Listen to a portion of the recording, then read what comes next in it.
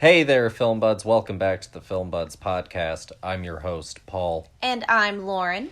And happy Pride Month. Yes, happy Pride! Yeah, we are, of course, continuing our Pride celebration all month long because all of June is Pride. It's one of those month-long celebrations. But as we mentioned, of course, in our first episode, it is different than LGBT History Month. Which is in October. Yeah, correct. But all of June is Pride Month. It's a whole big celebration. Have you been enjoying Pride this month? Yes. I mean, I've been enjoying us watching these movies and getting to talk about them. Other than that, it's been a very hot June. So maybe less excited about the weather, but definitely more excited about the content and the history. Well, with that being said, if you're taking part in any parades or outdoor events for Pride this year, definitely be mindful of that heat. Oh yeah, stay hydrated, wear sunscreen. Everybody should wear sunscreen all of the time. It's good for you. And stay hydrated. Definitely also drink water, H2O, the agua for your belly. I think saying sunscreen is good for you is a logical thing. I don't think that you have to be too See, you'd say that, but then people still don't wear sunscreen. Well, yeah, but that doesn't change any of the truth of your statement. Oh, well. So, the first few episodes of Pride Month that we did were a little bit more serious, I would say. Our first episode was all about the first film featuring a gay character, an openly gay character. But it was a little bit more on the serious side. The movie was called Different from the Others, and it's all about sort of the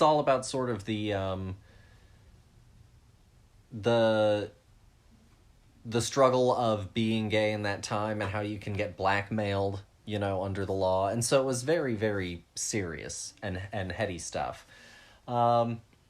And then our next episode was, of course, about the HIV/AIDS epidemic and crisis in the 80s and 90s with The Normal Heart.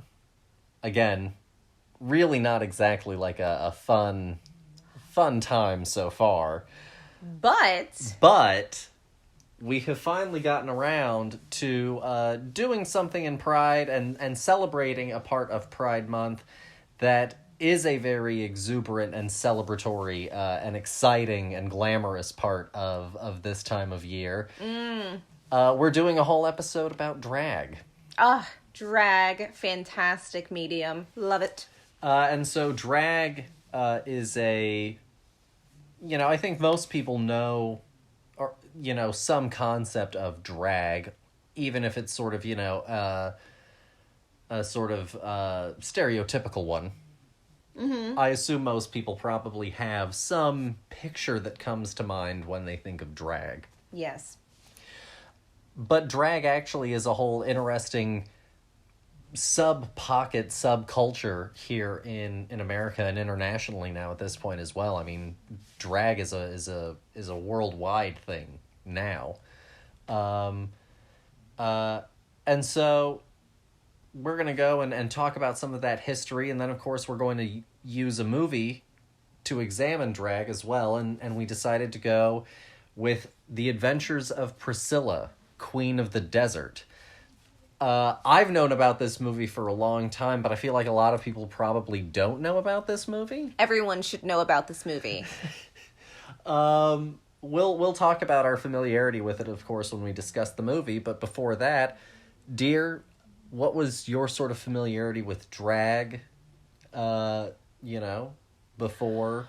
I guess my first instances with drag was related with my first instances with theater. So like John Travolta playing Tracy Turnblad's mom in Hairspray, the movie that came out in like 2003 or something like that. And, going to a performing arts high school and meeting all sorts of different personalities. And we had a classmate that after graduation, started doing drag regularly. And so I guess, like, my exposure is probably younger than most, I would say, but not, like, but it's still older than a good amount of people as well. Like, some people are born into, like, the drag world, basically, or, like, are performers themselves. So I'm sure that they have a longer standing, but I'm pretty proud of where I sit in that. Like, you know, nice, healthy medium. No, yeah, that's fair. I guess my first instance of any kind of awareness of drag queens, or as a concept, goes back to being a kid and RuPaul. Oh, see, I never, I guess, watched the RuPaul's Drag Race and stuff like that. And I'm talking about, like, way, way back. I'm talking about, like, proper 90s. Well, I also know nothing of how RuPaul became famous either. I'm not even gonna lie. RuPaul has been around for quite a while. And so that was sort of more my experience, was Mom knew RuPaul and liked RuPaul. That makes sense. And so that was how I ended up... RuPaul, I think, used to have, like, a daytime talk show? Like Tyra? Yeah, I think so. Like, almost exactly like Tyra? Yeah, like a you know, late afternoon daytime talk show, if I'm not sure mistaken. It was better. And I could be wrong, but that feels like a really right thing, and I feel like I sometimes saw it. Fantastic. These are things that I never knew about. Yeah, and so... Because could you imagine my parents watching any kind of daytime talk show? More specifically, I can't imagine, like, of all of their options being available, the first one that your parents gravitating toward being RuPaul. No, exactly. We watched the news. And that was pretty much it of, like, that variety. It was of, the like, news, and then it was channel surfing until Jeopardy. Yes. And then after that, it was dinner also, of course, somewhere in that time. And then after that, it was all of those crime shows like CSI and, you know, all of that, Law and Order, Bones. We were watching it. But that was probably my original sort of exposure in any context, which I think actually was probably a whole lot of people's original exposure. And so, which is why representation of things matters. But... always. And so, but, like, between RuPaul and then kind of like our high school years, there was, like, a whole big gap, you know, for me, of, like, another pop culture figure that was, like, a drag queen. And so, and, like, I still, of course, saw, like, movies and stuff that had drag queen characters and drag in them.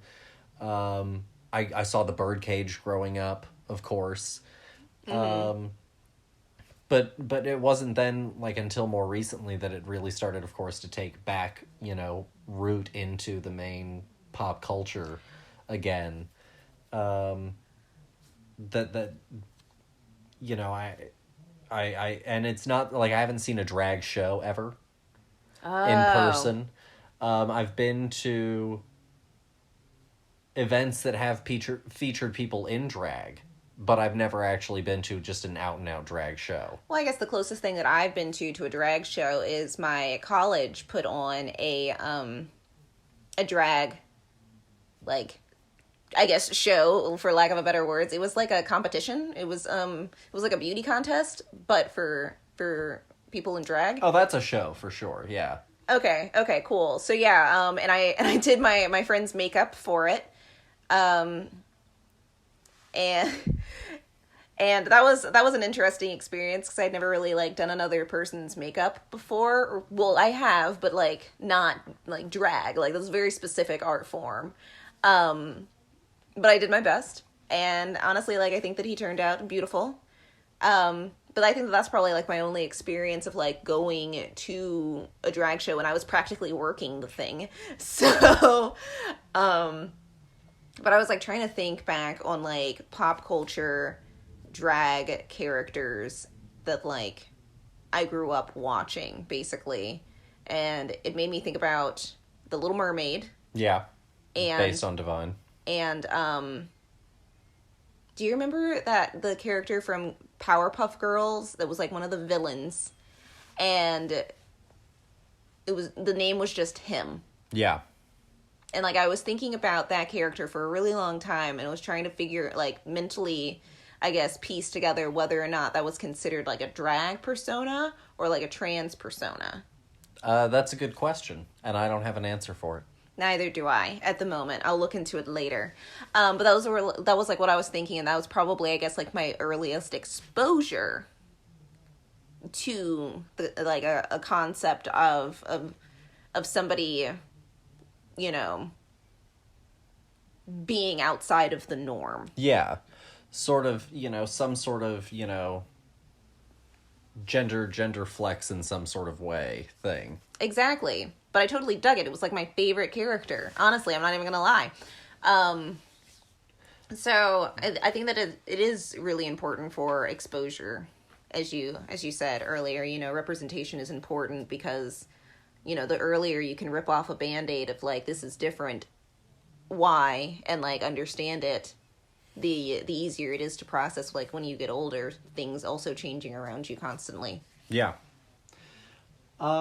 So I guess we'll go ahead and jump into the meat, you know, and potatoes of the show. We're going to talk, of course, about the history of drag. Then we'll review Priscilla, Queen of the Desert. And then we have, of course, a little bit of news and discussion for y'all at the end of the show. But first, let's jump into the history of drag. Yes, let's. I'm excited. So we've been talking a bit about it, and I guess we should have probably put some sort of definition first for those who didn't know.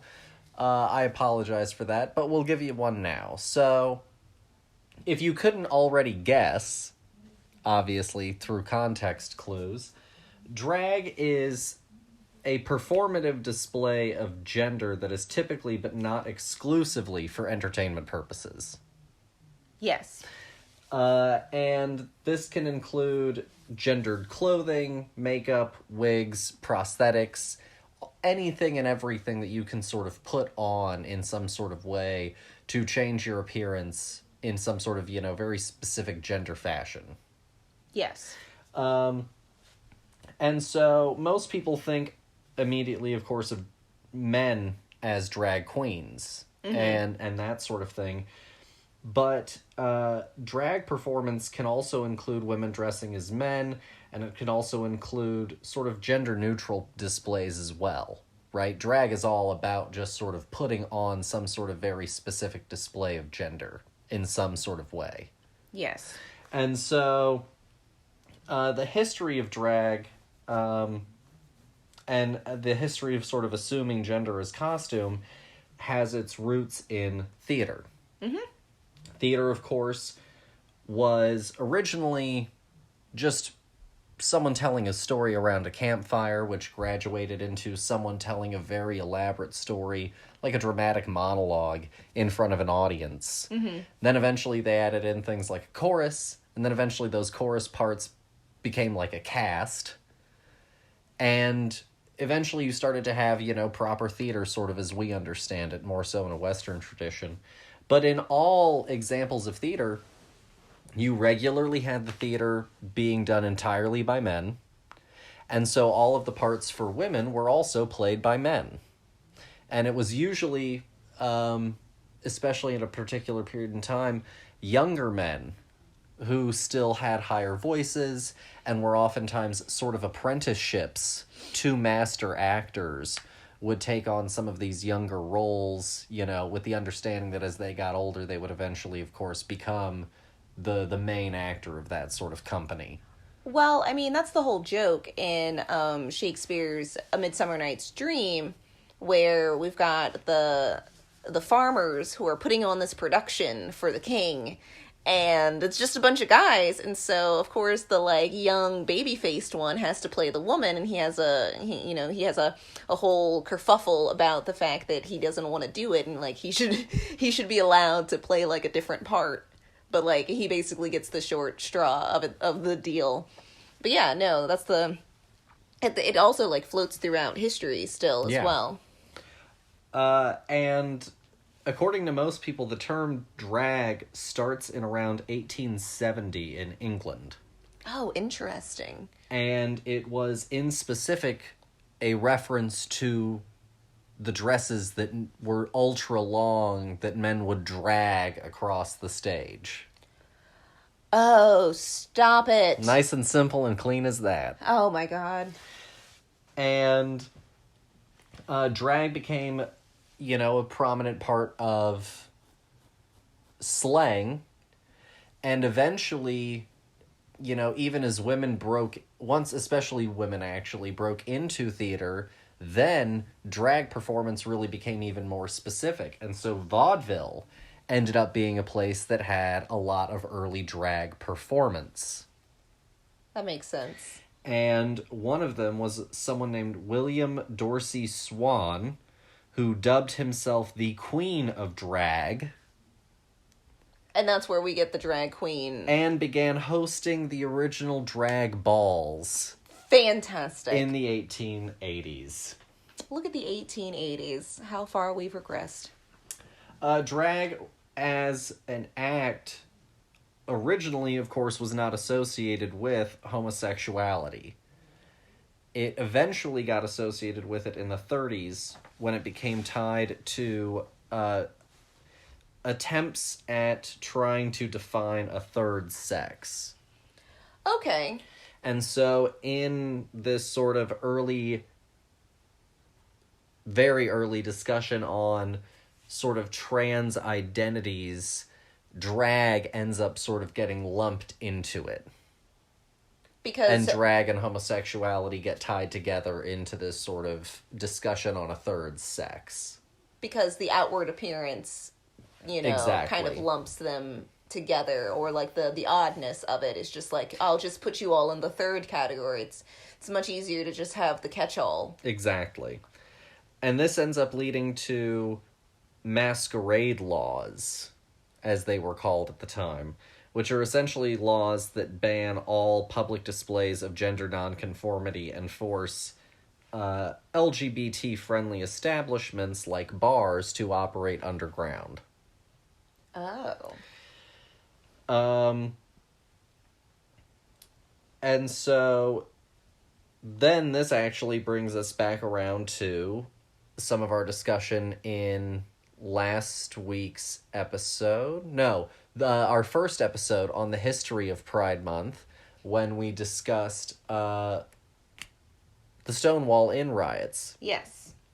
So, these morality laws, like the masquerade laws that end up getting enacted, are essentially everything that creates the base foundation that leads us right to the Stonewall riots. Fun. So part of the history of the oppressive laws that led to that condition are also tied to the history of drag, very directly. Copy. Okay. Which I think is a really, really interesting little tie-in and feature of the sort of history of drag that I thought was really fascinating. Well, I mean, I think that everything has to link back to, like, the origins of the problem and to begin with. You know what I mean? Of course. Yeah. And also, drag balls are definitely, like, a very prominent thing. Like, that's what the whole show Pose is about as well. Oh, okay. I didn't know much about that show, honestly. Yeah, that's partially about drag balls and, like, underground gay culture in, like, the 80s and 90s, if I'm not mistaken. Intriguing. And so, again, by Ryan Murphy. Well, honestly, at this point, I think I'm just a fan. So, I'll watch it.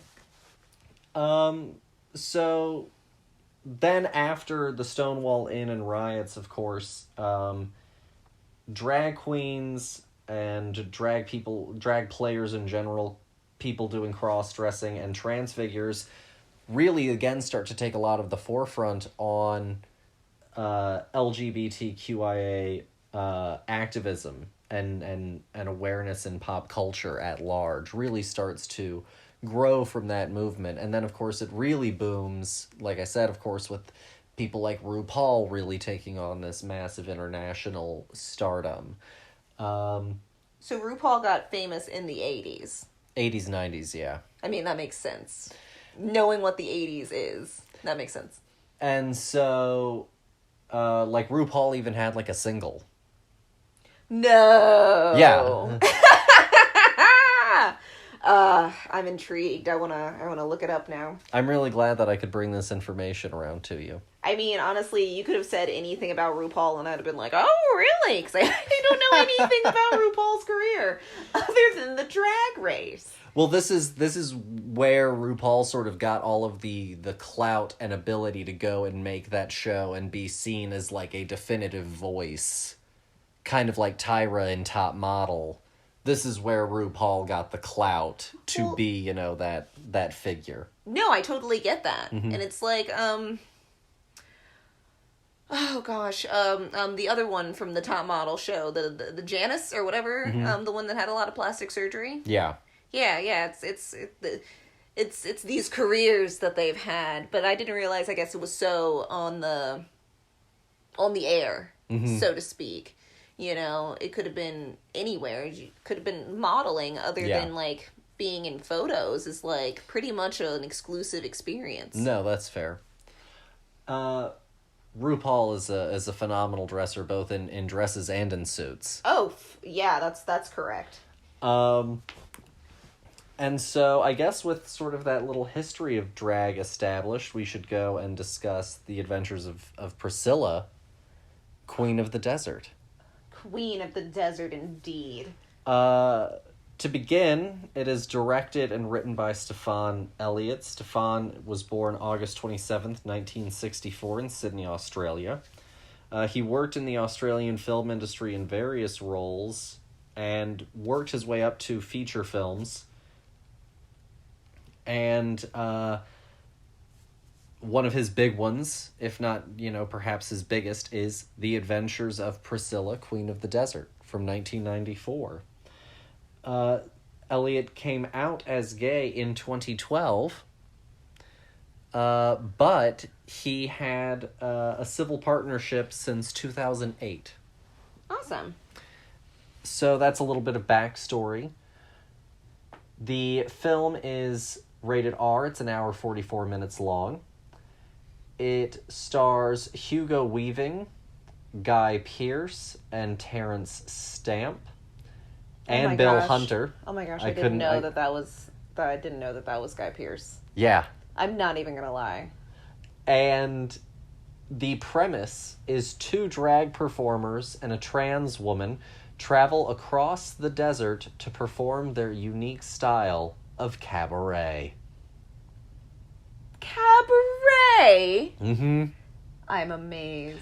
So that's the plot and a little bit of the background, and as always, the people have heard enough of me yammering, so dear, why don't you take it away? Were you familiar, I guess, first of all, also with, before you get into your opinion, were you familiar at all with this movie before we started talking about it? Absolutely not. I had I had never heard of this movie before. I had heard, I guess, of the name has, like, it rings a bell somewhere down the line, and I think that it's because of the musical that it became. It became a musical. But it was again another thing that, like, I heard the name, but I didn't have any idea what the show could possibly be about. You had nothing to plug it to. Exactly. So this was an entirely fantastic ride. I really first off, journey movies in the sense of people going on a trip. Yeah, you are largely doing the movie in the context of this adventure.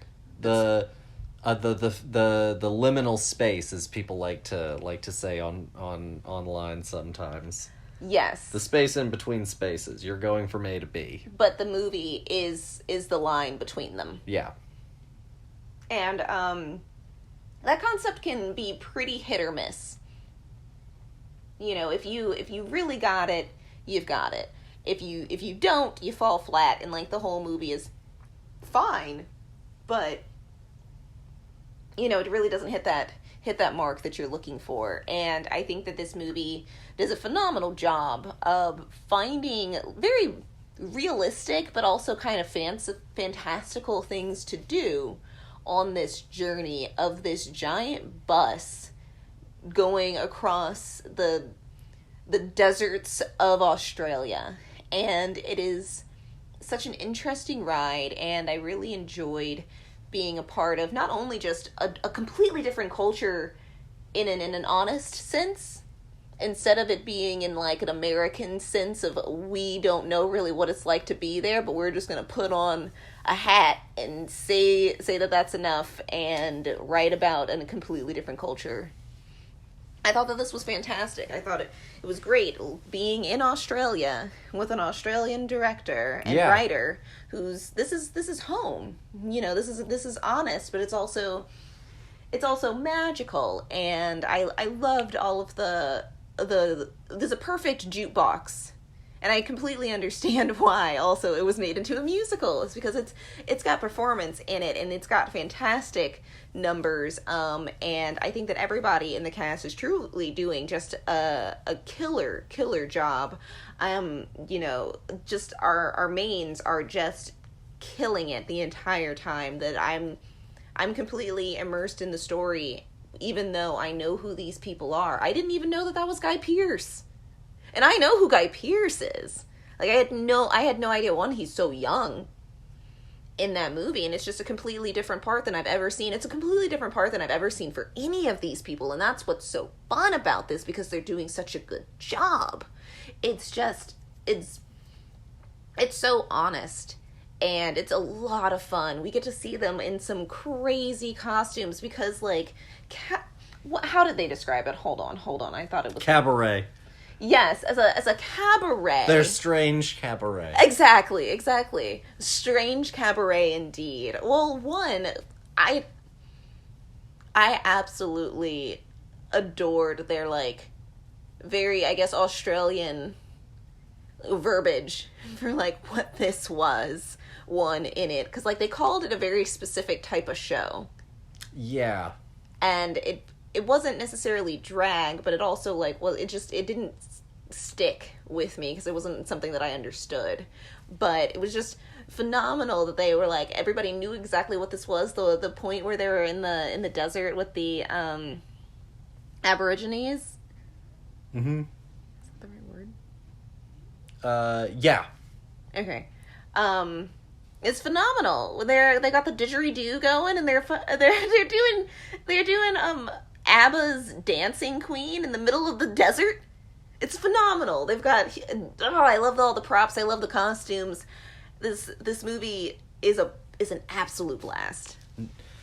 No, absolutely. And, like, going back to, I want to real quickly, before I dive too deep into the movie itself, so often with movies with places like Australia, Africa, several other places, it's you maybe see the characters in the airport or in a car in traffic, but you're just inside the car. And then you get, like, some B-roll of the big landmarks. And then you go and you immediately are now with the characters in the most exotic reaches of these lands.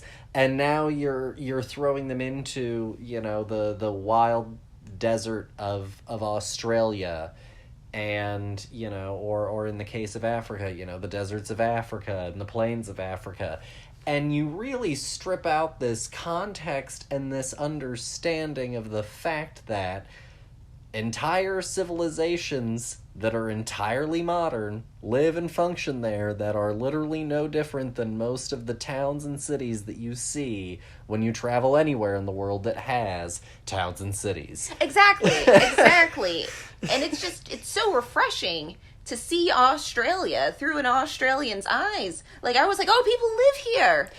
It just looked like a 90s town. It looked like they were about to shoot Halloween there next week, you know? Unlike them driving through the desert, I was like, yeah, that's just like Arizona. Yeah, it's just like driving through any kind of shit part of dry, arid land. Yeah, exactly. I was like, oh, I completely understand. Oh, a Dust Bowl mining town. But the thing is like, you don't make these connections until you get to see them, because otherwise you're just going by what people tell you or what the mass media and then shows everything you. is foreign and weird. Exactly.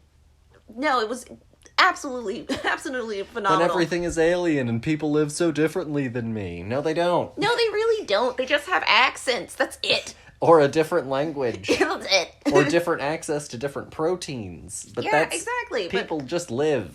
Yes. And no, it was just like, it really like reached out and was like, this is Australia for me, without it being like me watching Animal Planet and just seeing like animals run around. Yeah, you or know? some other sort of, very documentarian, sort of forward storytelling, where it's very interesting and it shows me the real Australia, but, it's not some sort of native person's portrayal and stamp of how they are perceiving the place that is their home. Yeah, no, honestly, yeah, fantastic. Them going through the desert with like the big like costumes on and the wind catching them, and they would be like 20 feet down the road, and it was just it was such a good visual, and I was like, yes, of course, the huge shoe prop that they put up there while driving.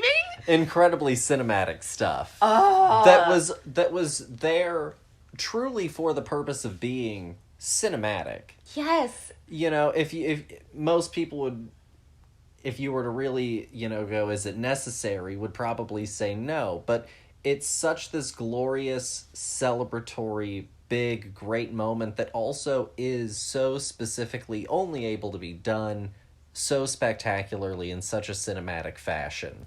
Exactly. It really is highlighting its existence as a film as well. It can live in these fantastical moments, but also the fact that because this movie came out in 1994, that is a real thing that's happening right there. And no one digitized that flowing cape behind that thing. Glorious. Every always single eye-catching. Time. And always. I think that the balance in this movie is perfect. I think that there's a perfect amount of like serious topics that we talk about, but mixed in with a bunch of just whimsy and fun, and just it is sprinkled across is like all of their performance, because it's literally in their blood. And that's, I think, as a performer, I love this movie. I think that it has like a perfect flow. Well, and I think I also wanted to go back and touch on the point that you were making about a road trip movie. Yes. At the core of the road trip movie, everyone has to be, like in any good storytelling, engaging with the theme in some kind of way. Mm-hmm. And you look at something like the Goofy movie, and that road trip is about growing up. Mm-hmm. Both for Max and for Goofy. Yes. And so they're both dealing with that conundrum and the growing pains and the friction of growing older, growing up at both levels of life. And it's about being a father and being a son. And that's also why you then see Pete and PJ. And so all of that's working together, and that's also why it's such a successful road trip movie. Mm-hmm. Is because the way that they also get to the end of it, and the way that their journey ties out, also ties out the journey emotionally. The reason why a road trip movie like Magic Mike XXL is such like a weird, meandering road trip movie is because everyone is kind of doing their own thing. And it's one last ride.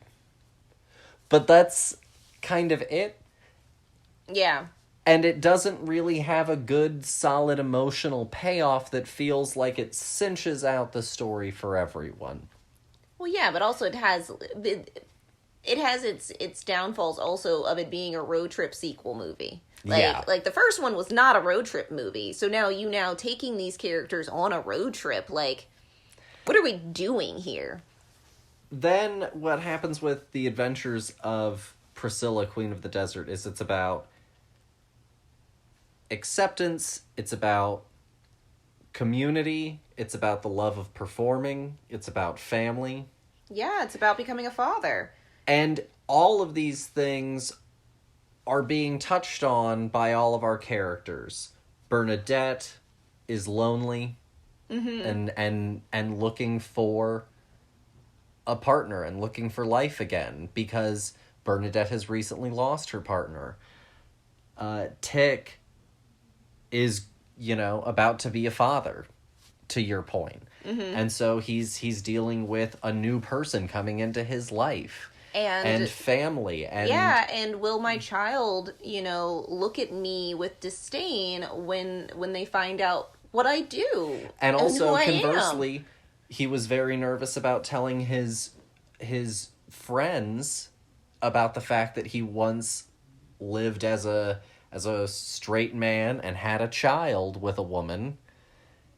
Because he also didn't want them to necessarily see him differently for that either. Yeah, it's a whole thing about, identity and self-acceptance, to live your true self.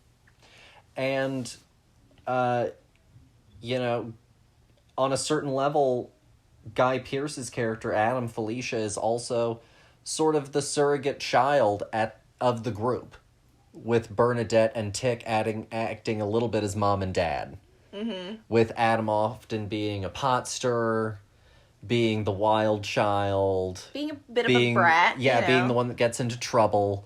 Being the one that causes trouble. And so I think that you really get this entire family dynamic, and the whole thing ties out also, of course, with Robert joining into the group. And his wife leaving him. And so the entire... Spoilers, sorry about that. But, it happens very quickly in Robert's story. And so... And they're over here like, who the hell is Robert? The whole story really ties out nicely.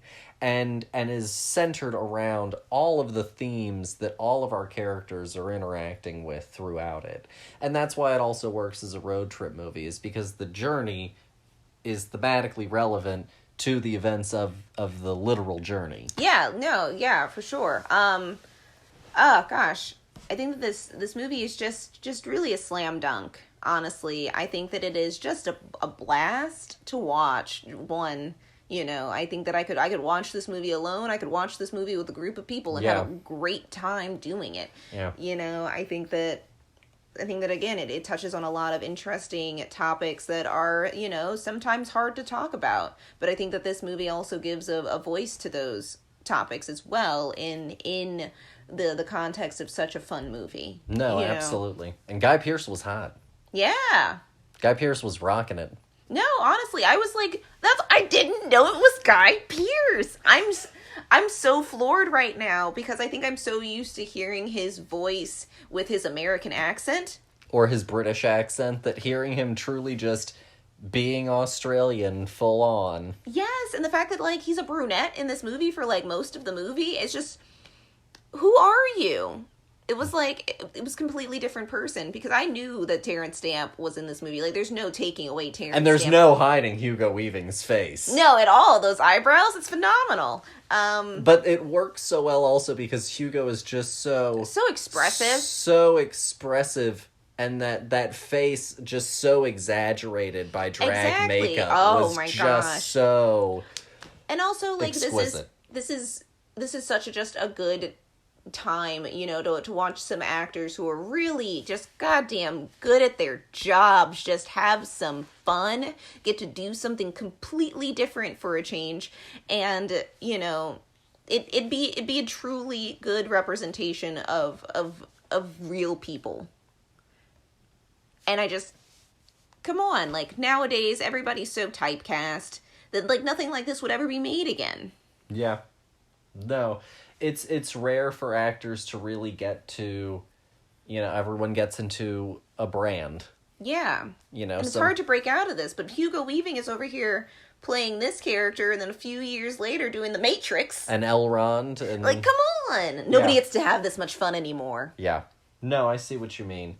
And look at Guy Pearce. Mm-hmm. Hasn't had this much fun, I think, on camera in a long time. No, honestly, I think he's having more fun in this than he is in Iron Man 2 or whichever one. Iron Man 3. Ugh, God, it just doesn't matter. 2 has Sam Rockwell, who's having all of the fun. Oh, that is correct. That is Guy correct. Pearce was not having. That's right, because he's supposed to be hot. And cool. That's right, that's right. The anti-Tony. I'm the cool one.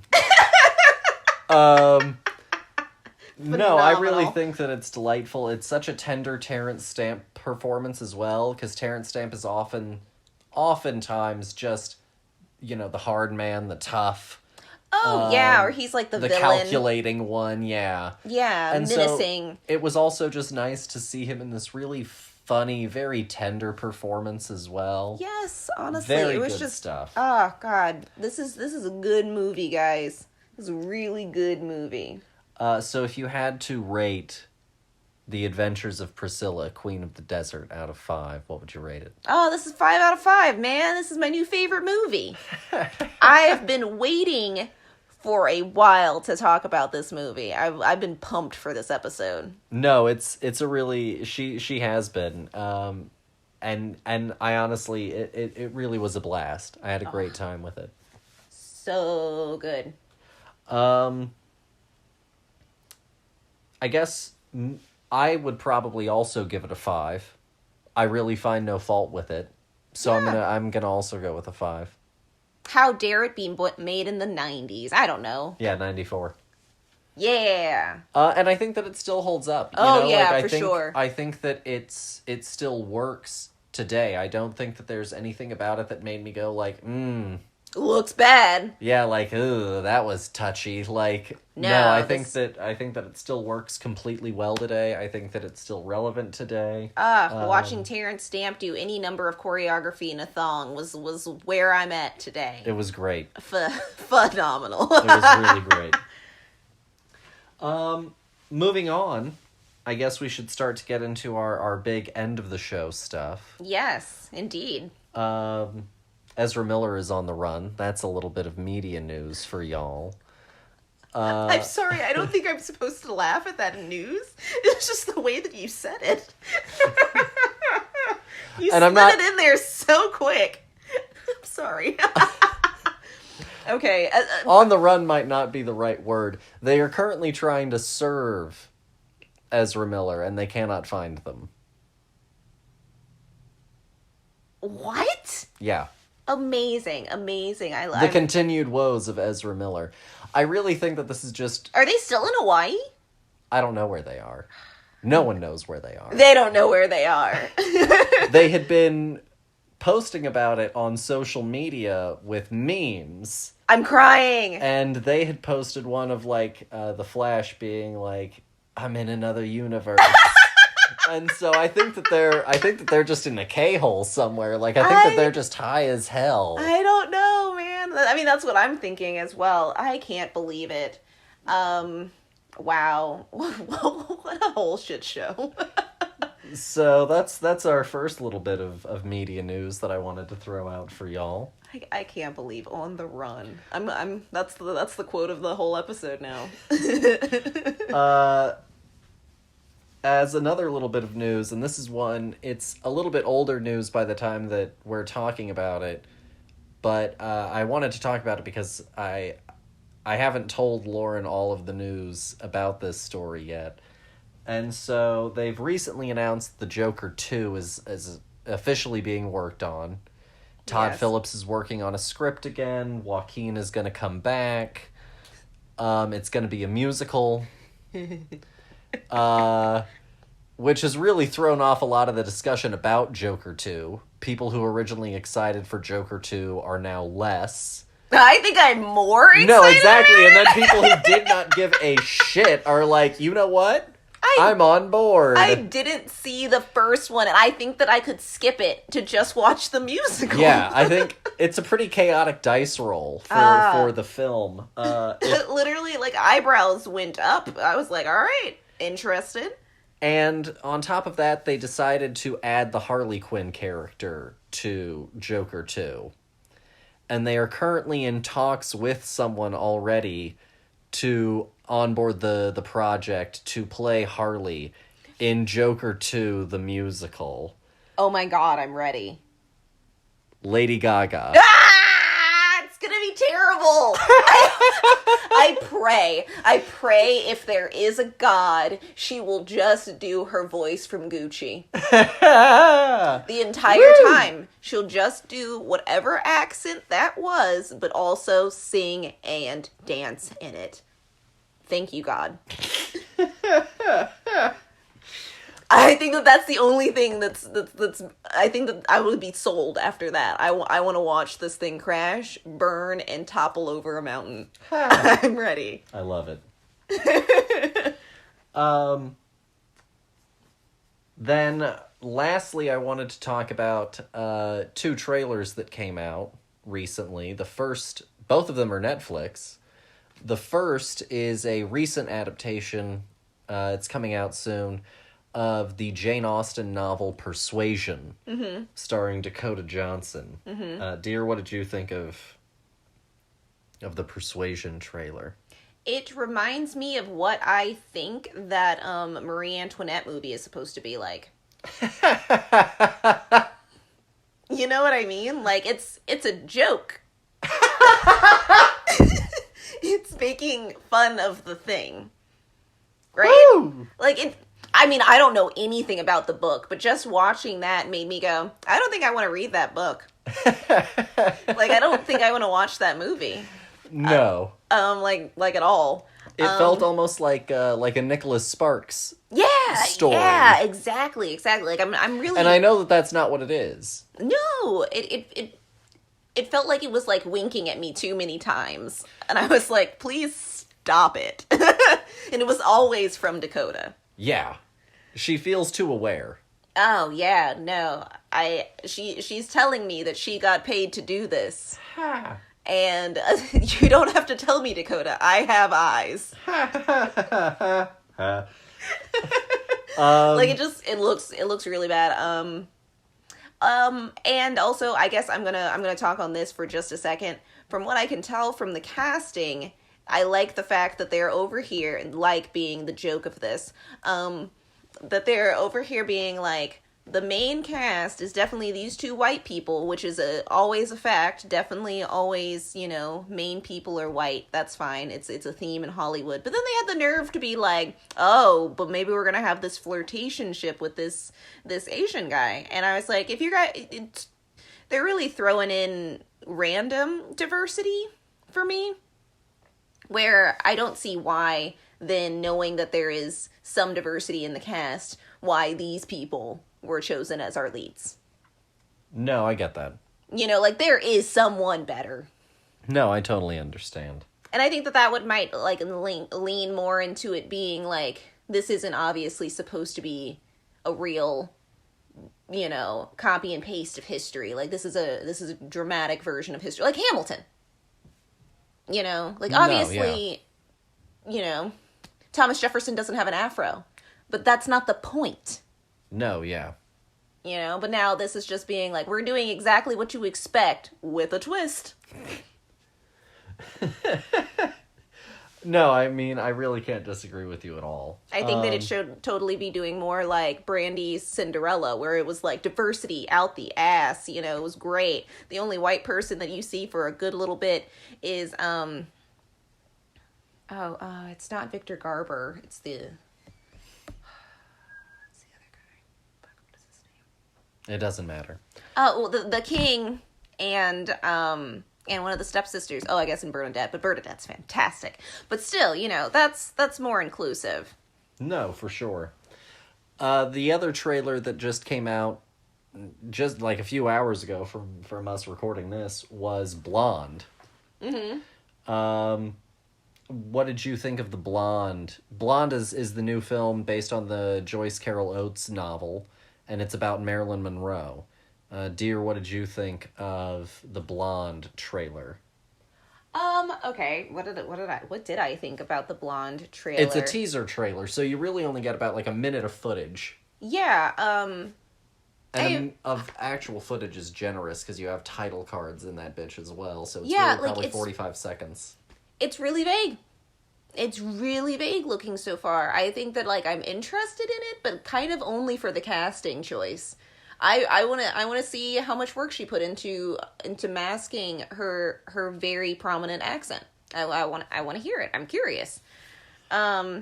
I liked the Blonde trailer a lot more than the Persuasion trailer, even though it was so vague, if only because... Well, yeah, I mean, if we're comparing it to that one, then yes, of course. Slam dunk the funk. I am, of course, very interested. I love the black and white.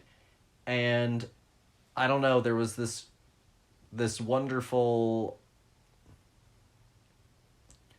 strange, sort of creepy... It was Victor Garber. It was Victor Garber. I second-guessed myself. I had to look it up, guys. Just FYI. This wonderful, strange, sort of creepy air to that transition to that huge, big smile at the end. And, like, she looks so great at the part.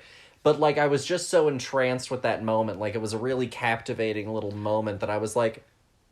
You know... That's exciting. Remember when teaser trailers used to just be that moment? Yeah. You know, like, that was all you got. You got, like, that, you know, maybe the line right before it when he's like, you know, she'll be here. And then it's the look up and Marilyn is there. You know? I think that would have been, I think that would have been more interesting than, like, that moment after a whole bunch of me going, what the hell is this movie even going to be about? You know what I mean? Like, I had too much time with it. I think I just wanted the splash and then be done. No, I get where you're at. Just a dip in the pool. That's pretty much all that I have, though, in terms of news. As far as what we're watching, we haven't really watched anything since our last recording. Where's the notebook? I mean, as a movies. Oh, we've been watching some Stranger Things. That's about it, really. Yeah. Yeah. Stranger Things 4. We're about, halfway through the season currently? Yeah, a little bit over. I'm really enjoying 4 a lot so far. Yeah, 4 has been a blast. I'm really curious of where this is going to go, honestly. COVID did them good. But the big thing that we've been doing lately is I decided to break down and I bought a PlayStation VR. And dear, what have you thought so far of our VR experience? I think that it's I think that the controls are a little hit or miss, but I think that it's weighed more in how ridiculous the whole experience truly is in, like, a nutshell. And I think that's where, like, a lot of the fun comes from. And also, like, it's a really cool concept. It's definitely not something that you're supposed to, like, do for hours. I think that you would literally burn your retinas out of your skull. No, your eyes would start to hurt. Like, because it's so close to your face. And I remember, like, the first night we did it, I played for, like, an hour.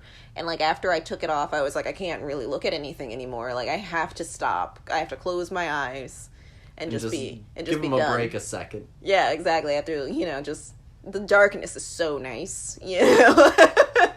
But no, I think that it's a lot of fun. It's a weird experience. We've been playing the Rick and Morty virtual Rickality game, which has its mechanic flaws, to say the least. Picking up things is a 2-hour endeavor.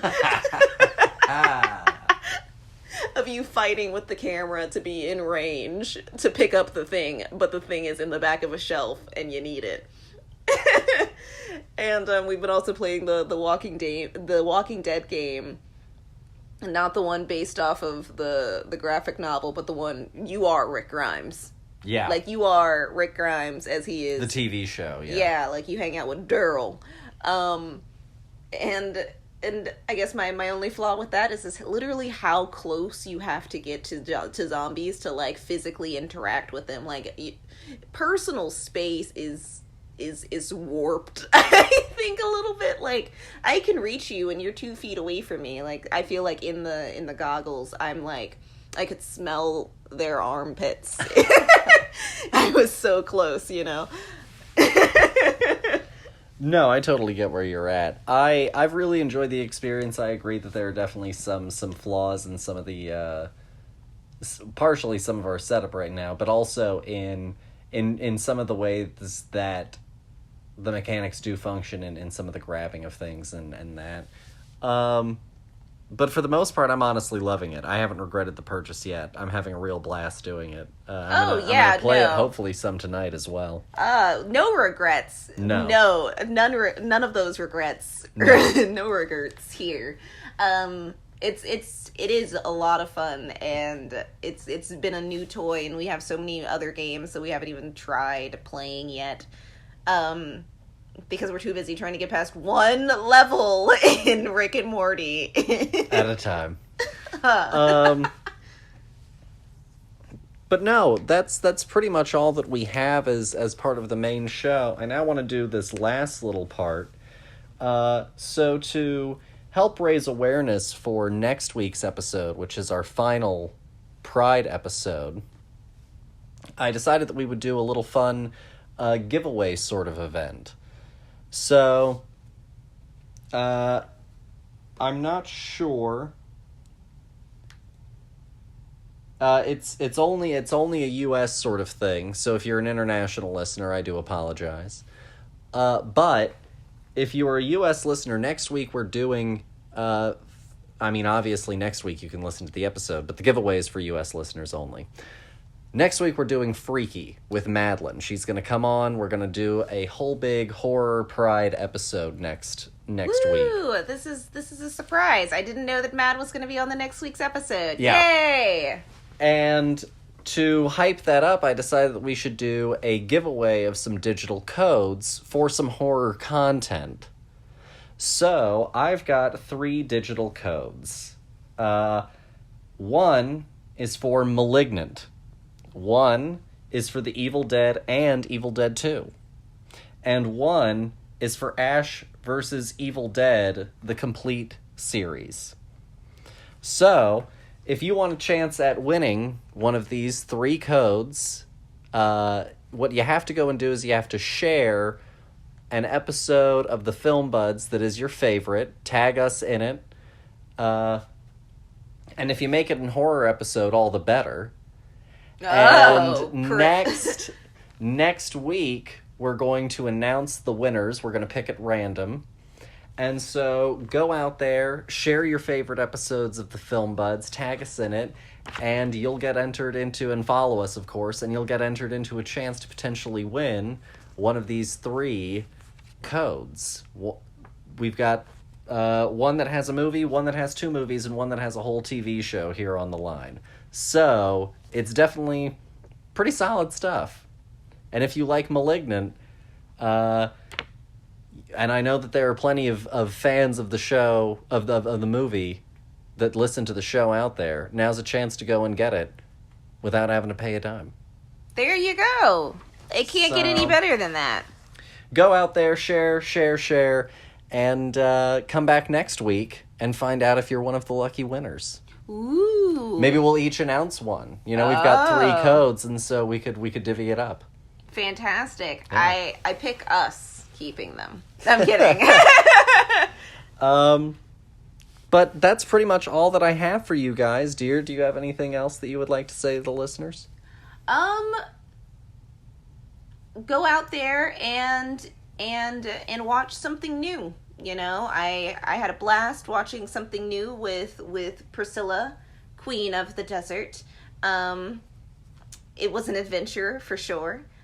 So go out there and watch something unexpected, out of the ordinary. You might like it. Try and find something that engages with a culture that you don't know, that is preferably by that culture or that perspective, so that way you can not just get it presented as fact, but get a sort of opinion on it. Yeah.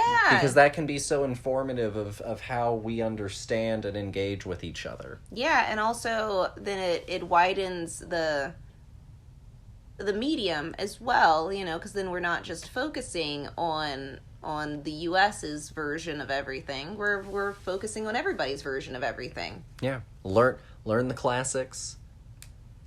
Learn things around the world. Expand the canvas. Exactly. We can unite. We just have to work at it. Let's work together. Perfect. Thank you.